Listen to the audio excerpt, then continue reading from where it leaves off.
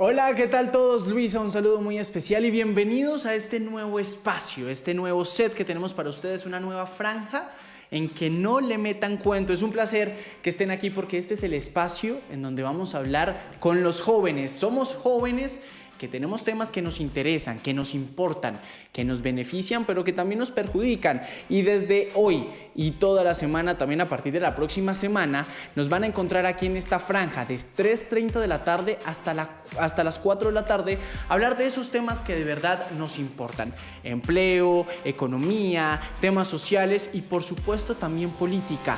Y la cita con nosotros va a ser todos los jueves en el mismo espacio para hablar de la política. Porque ¿quién dijo que para ser políticos necesitamos usar corbata o estar en el Congreso? No. Aquí vamos a hablar sin pelos en la lengua, vamos a hablar con los jóvenes, qué es lo que nos interesa y qué es lo que nos importa. El día de hoy va a ser un programa muy especial porque es qué dicen los jóvenes sobre la reforma laboral, qué dicen ustedes sobre esta reforma que ya fue aprobada incluso el día de ayer y que de pronto nos puede beneficiar o nos puede afectar. Vamos a ver qué es lo que dicen, así que escríbanos también a través de nuestras redes sociales a nuestro WhatsApp. Los estaremos escuchando, también recibiendo todos sus mensajes, todas esas opiniones que tengan al 315-366-0261. Se lo repito, 315-366-0201. Y ahí vamos a escucharlos qué es lo que ustedes dicen sobre la reforma laboral. Entrando en materia, quiero darle la bienvenida a dos personajes importantes, dos jóvenes que vienen de diferentes orillas para saber qué es lo que piensan, qué es lo que opinan sobre esta reforma laboral. Quiero que le demos una bienvenida a Gabriel Gutiérrez y a Libis Bolaño, que están con nosotros, cada uno desde sus lugares por allá. Vamos a empezar con Libis. Libis, ¿cómo estás? Bienvenida. Cuéntanos un poco sobre ti para que te conozcamos, para que sepamos en qué estás y a qué te dedicas. Hola Juan David, ¿cómo estás? Mil gracias. Bueno, mi nombre es Liz Bolaño, yo soy estudiante de Gobierno y Asuntos Públicos en la Universidad de los Andes. En estos momentos voy terminando mi carrera, a mí me encanta decir que soy guajira, siento que le da una perspectiva nueva. Estoy supremamente interesada en todos los temas de política social, pero sobre todo liderazgo juvenil y participación política de los jóvenes. Y en La Guajira, estás en este momento ya en La Guajira. No, en estos momentos estoy en Santander, pero soy guajira, sí. Bueno, pero chévere tener también esa perspectiva de las regiones. Gabriel, bienvenido aquí a Que No Le Metan Cuento. ¿Cómo estás? Hola, me encuentro bastante bien. Muchas gracias a ustedes por este espacio y pues con todo el ánimo para participar, hacer política, porque como tú dices, la política nace desde la casa y que no haga cuento que en esta casa no se habla de política. Eso, porque es que hay un dicho, ustedes saben que está ese dicho que en la casa no se habla ni de política, ni de deporte, ni de religión. ¿En sus casas sí se habla de esto? Tema difícil siempre. Pero aquí no va a ser un tema difícil porque aquí vamos a hablar de política con argumentos y con respeto. Gabriel, cuéntanos un poco de lo que tú haces, a qué te dedicas, en qué estás estudiando. Bueno, yo soy aprendiz del SENA, ahorita mismo estoy en la etapa práctica, estoy trabajando en una buena empresa desde que me recibió, me ha acogido con el 100% del salario mínimo, son muy atentos y muy flexibles, pero igualmente nosotros estamos luchando como un movimiento activista también, haciendo Sí. presencia en el Congreso y en demás situaciones políticas para que nuestros futuros aprendices del SENA tengan un contrato laboral digno y prácticamente que puedan sostenerse estudiando en el SENA, que tengan las condiciones justas que nosotros estamos luchando desde hace 23 años.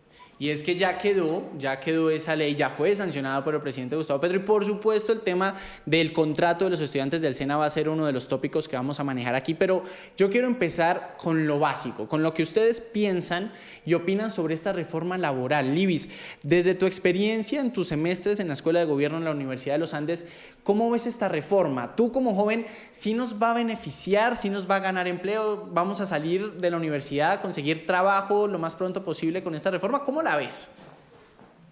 Yo creo que esta reforma tiene un objetivo muy positivo y es la dignificación del trabajo y busca una mejora en el bienestar de los trabajadores. Yo creo que permite más estabilidad, permite más beneficios, permite que,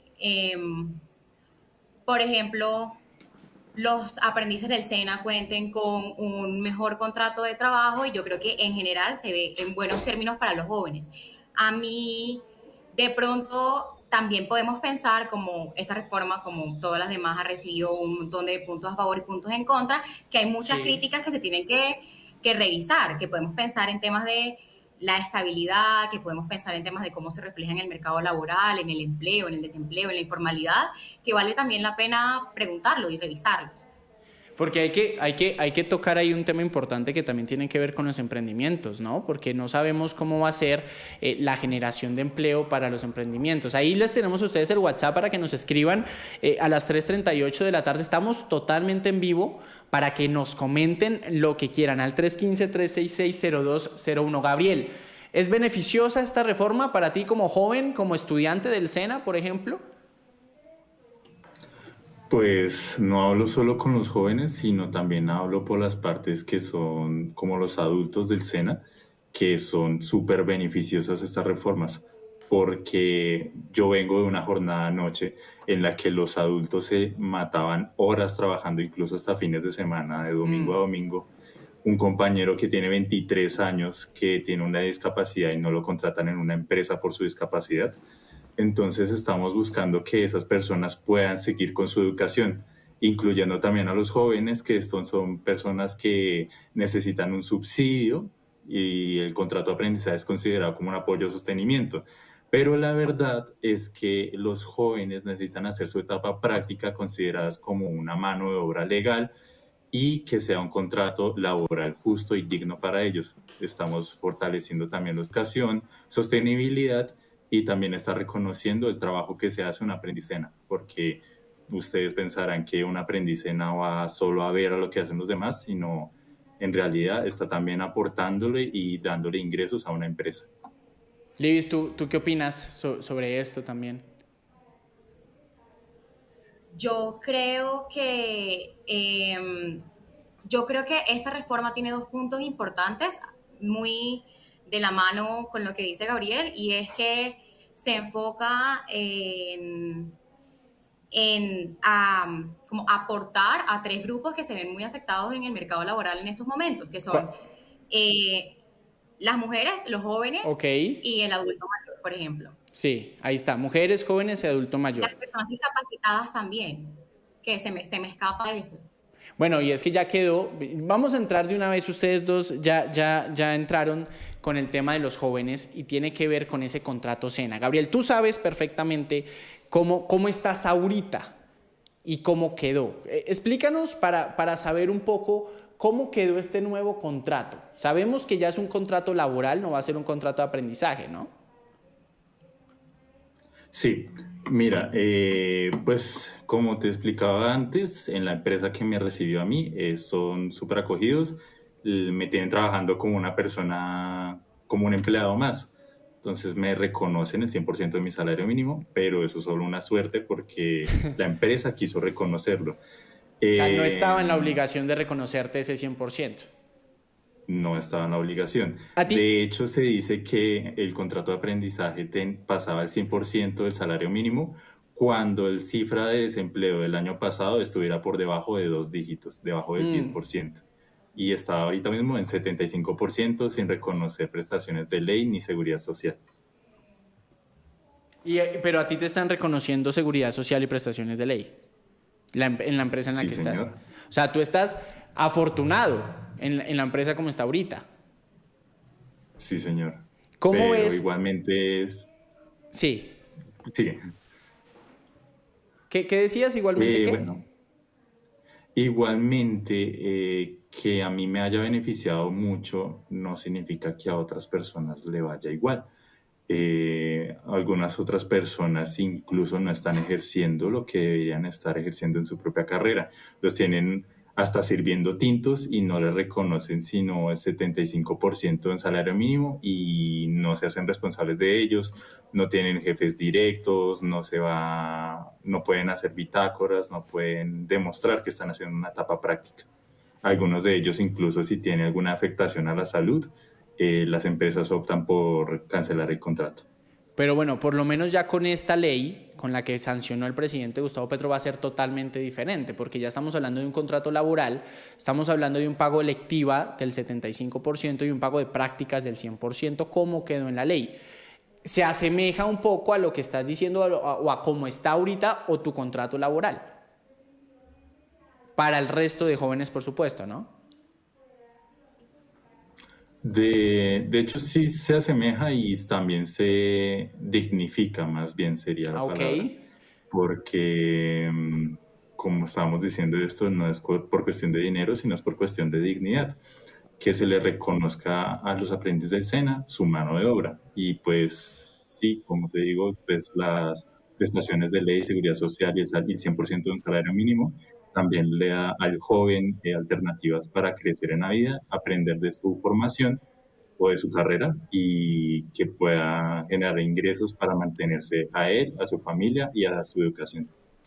Y eso es muy importante. Libis, hay un punto que aquí yo quiero preguntarte porque me llama mucho la atención y es tu opinión con este contrato del SENA, porque muchas empresas estaban diciendo que les salía más barato pagar la multa, o sea, pagar lo que no es contratar a un estudiante del SENA con esta nueva reforma, que contratarlo, porque creo que es 1.5 salarios mínimos, que es la multa si yo no contrato a un estudiante del SENA como empresa, pero si yo contrato a un estudiante con esas dignificaciones, o sea, el nuevo contrato laboral que tienen los estudiantes, pues va a costar un poco más. ¿Tú opinas que es justo que eso suceda de pronto con el tema de gastos, obviamente, de las empresas? Yo creo que, bueno, la crítica que se le ha hecho en redes sociales a esta reforma es mucho que aumenta, o sea, la gente lo define como se aumentan los costos, los costos que asumen las empresas por la contratación de, no solamente de los aprendices, pero en general de los trabajadores, ya sea por los recargos dominicales, porque se extiende, se acorta la jornada laboral y demás. Ahora, un comportamiento particular de este tipo lo podemos denominar como evasión de esta carga regulatoria que implica. Entonces, hay muchas personas que argumentan, Juan David, que hay empresas que no solamente van a preferir pagar la multa, sino que van a preferir mantenerse por debajo del número de empleados. Sin embargo, yo no creo que sea un comportamiento justo. No creo que sea un comportamiento justo porque los aprendices del SENA tienen derecho a, pues, sus, vale la redundancia, derechos laborales, pero también a la oportunidad de aprender, de insertarse al mercado laboral. Ahora, algo que pasa con el contrato de aprendizaje y que en su momento funcionó, era que la implementación de esta figura se reflejó directamente en un aumento de la contratación de los aprendices del SENA, porque implicaba una manera más asequible para las empresas a abarcar a este grupo de nuevos empleos. Claro, vean, ya estamos acá recibiendo, por supuesto, interacción de la gente que nos está viendo. Y tengo una pregunta que nos llegó al WhatsApp de Alberto Calderón, se lo recuerdo, al 315-366-0201. Y Alberto Calderón nos dice, ¿temen que las empresas recorten personal por ahorrar costos? Es lo que dice Alberto Calderón y es lo que estaba contestando Libis. Gabriel, puede suceder como quedó ahorita la ley. O sea, no vamos a decir que no, porque pues acá sabemos que las empresas van a buscar lo más económico posible. ¿Cómo es esto? O sea, ¿van a recortar personal? Pues desde mi punto de vista, puede que haya empresas que sí recorten a menos de 15 empleados y se consideren una empresa pequeña. Pero aún así tenemos en cuenta que los aprendices del SENA hay empresas mayoritarias en las que trabajan más de 100 personas, por así decirlo, un ejemplo, en el que pueden contratar muchísimos más aprendices del SENA, mientras que las otras empresas no están contratando. Aparte, yo no digo que se les vaya a dar más gastos a las empresas, porque al dar más dinero a los aprendices del SENA, ellos mismos así van a gastar en las empresas o en otras compañías, la moneda circula y va a bajar la inflación por el hecho de la accesibilidad. Claro, Nosotros pero tenemos más poder adquisitivo. Pero obviamente, claro, pues estamos hablando de personas que vienen con un aprendizaje previo, que saben qué hacer las cosas, pero la multa no quedó de un valor alto. Estamos hablando de 1.5 salarios mínimos, 2.300.000 por ahí. Sí, tenemos que luchar porque se suba a más de 1.8 salarios mínimos mensuales vigentes para que les salga más rentable contratar a un aprendiz SENA que pagar una cuota de monetización. Pero igualmente, si las empresas necesitan una mano de obra, pues van a preferir contratar a un aprendiz SENA que contratar a un empleado, por así decirlo, cuando ya tengan sus 15 empleados, porque algo que he visto mucho en críticas sociales es que ¿para qué le voy a pagar un salario mínimo a un aprendiz del SENA si le puedo contratar a una persona que ya conoce el tema? Pero es que la verdad, una persona que ya conoce el tema, que ya es graduada, que es un profesional, no le va a trabajar por un salario mínimo, le va a trabajar por mucho más, por 10 Libis, podría ser. Ese ¿qué? es el otro tema. Entonces, con el tema de los... Perdóname, Juan David, dale. No, no, no, no, no. Habla tú. Te iba a preguntar lo que vas Con a el hablar. tema con el tema de los contratos de los aprendices del SENA, puede que una empresa prefiera contratar a alguien con más años de experiencia. Y el punto que dice Gabriel de una persona con más años de experiencia va a trabajar por más del mínimo, de pronto lo podemos poner sobre la mesa, porque muchas personas en Colombia con muchos años de experiencia trabajan por el mínimo. O sea, en Colombia las personas el trabajador no recibe necesariamente proporcional a sus años de experiencia. O sea, Y te voy a hacer la pregunta directa. ¿Cuánto esperas tú, una vez te gradúes, poder ganar? ay, yo en verdad, O sea, viendo tu espero poder ganar más del experiencia, mínimo, Juan David. viendo tu Yo espero experiencia, poder diciendo que ganar más del llevas... mínimo. ¿Y crees que vas a conseguir una empresa recién graduada que te paguen más del mínimo sin experiencia Yo, laboral? yo creo que sí. ¿Sí? Yo Sí, tengo yo creo muchas que sí. historias, tengo muchos casos en donde lo ven muy difícil, en donde dicen que conseguir trabajo para los jóvenes no es así como ir a buscar pan.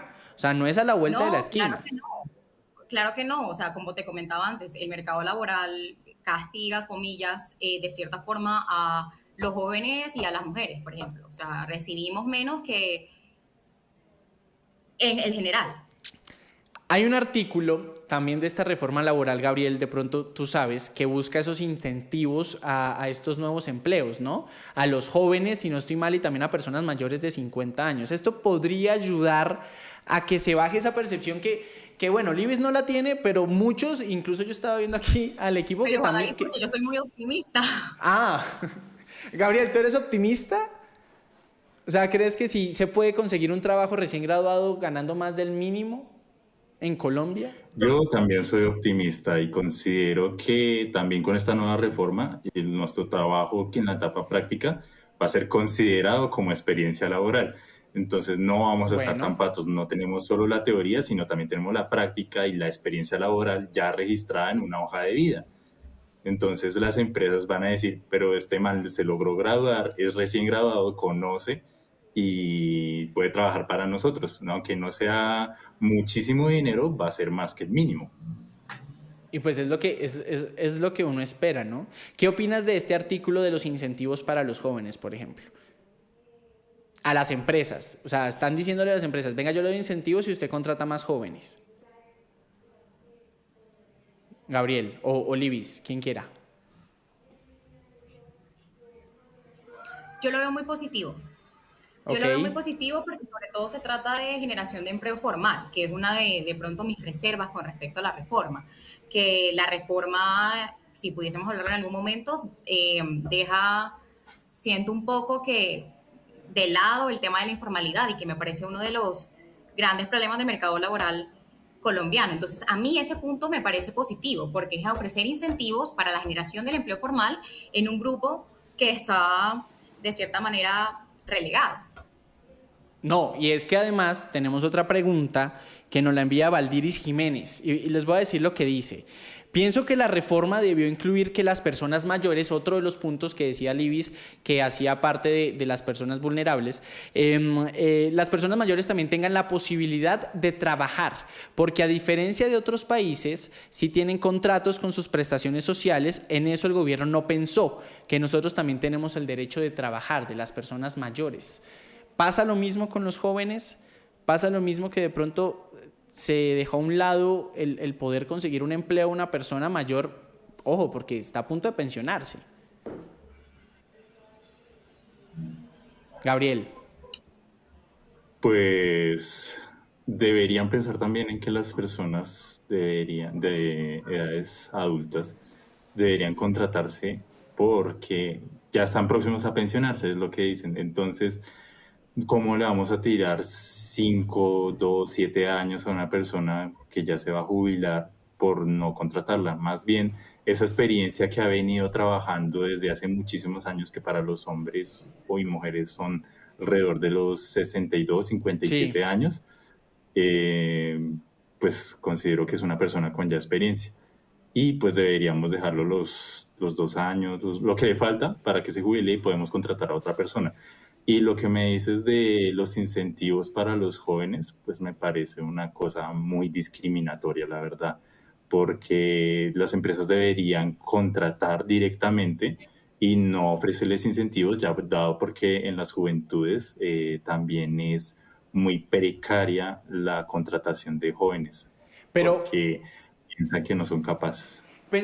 pensemos en las microempresas. Yo como una microempresa que también tengo mis derechos, mis deberes y que también debo contratar a jóvenes, ¿qué va a pasar con contratar a estos jóvenes? Y es una pregunta de una joven que también llega, que se la hacen a Libis, por ejemplo. ¿Cree usted que las pequeñas empresas soportarán todos estos costos y gastos? Porque en mi pensar, dice esta persona, muchas pequeñas empresas recortarán personal y hasta la multa no tendrían que pagar. Es lo que nos dice Blanca a través de nuestro WhatsApp, Libis. Yo creo, Blanca, que esto es una preocupación importante. Yo también lo estuve pensando y mira que un porcentaje no despreciable del empleo formal en este país viene de las pequeñas y medianas empresas. Y son pequeñas y medianas empresas no solamente setenta y por el cinco tamaño. por ciento, si no estoy mal, o un poco más, de pequeñas y medianas empresas. No solamente medidas por el término de número de empleados que tiene, sino medidas por sus ingresos. Eh, y yo creo que va a ser un golpe bastante o sea, que tenemos que evaluar un poco cómo podemos apoyar a las pequeñas empresas para que este tipo de, digamos, externalidad, como de consecuencias negativas no, ¿sabes? Como no se materialicen, porque Sí. efectivamente son pequeñas y medianas empresas, de pronto esta reforma va a hacer que asuman costos en su contratación, no solamente de jóvenes, sino de aprendices del SENA, en general, su contratación general, que no están preparadas para asumir. Entonces toca evaluar las situaciones de las MIPIMES para poder saber cómo las acompañamos a través de este cambio. Porque, Gabriel, sí, continúa, Libis. porque puede ser una realidad, o sea, Blanca, puede ser una realidad. Y es que a esa realidad voy. ¿Esto no aumentaría la informalidad, Gabriel, por ejemplo? En primer punto, la informalidad sería para la contratación de empleados, no directamente a los aprendices del SENA, aunque claramente debemos pensar que si una microempresa quiere dejar de ser microempresa, debería optar por la producción y la contratación.